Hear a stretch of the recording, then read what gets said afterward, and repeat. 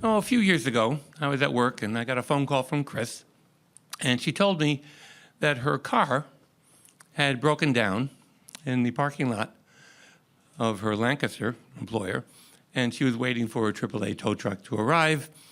And I said, okay, well, I'll come pick you up. And I arrived a little bit after the tow truck operator did, and he was a really nice guy. He said, you know, you don't really need a tow. I can get this car going again, and then you can drive to whatever garage you want to, and it'll be less expensive. Well, that's nice. So he got the car started. He waited around a while, and then he left, and then Chris got in her car, and I got in mine, and she pulled out, and everything was going just so peachy keen until about a half a mile down the road, her car stalled again and wouldn't start. And we were in a busy intersection in downtown Lancaster, and a couple of people standing by helped us push her car to the curb, and I pulled in behind her, but we weren't in a parking area. We were actually in the right-hand turning lane of that busy intersection. And so I looked ahead, and I could see that on the other side of the intersection, it was clear, and we could park over there. And so I came up with a plan that I would push Chris's vehicle, a Camry, with my four-cylinder Corolla. Six-cylinder Camry, four-cylinder Corolla. Chris did not like this idea. And I'm ashamed to admit that I got a little bit huffy and insisted that we do this. I am husband, hear me roar. So Chris got in the car, I got in my car, and she put her car in neutral, so her car drifted back. Oh, and did I mention that I was going to push her uphill through the intersection? So our bumpers met. I stepped on the gas, and the engine roared. We didn't move. I gave a little more gas, and the engine roared louder and louder, and we didn't move.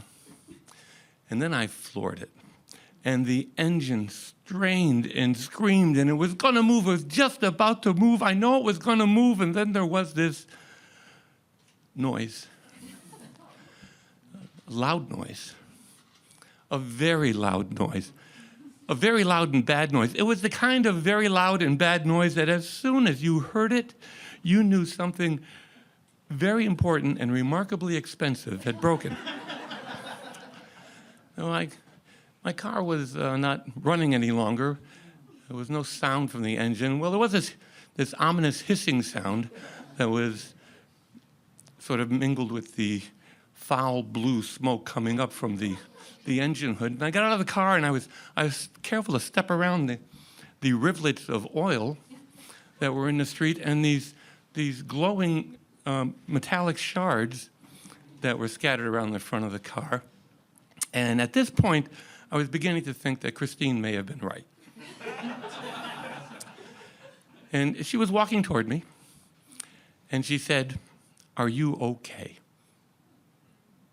No, I told you so. No well-deserved recriminations. Just, are you okay? And that's why she's my better half. And the thought occurred to me that this is what love is. I mean, rather than really being angry with me for my stupidity and my stubbornness and my willfulness, she was more concerned with how I was. And I said, well, that is what love is.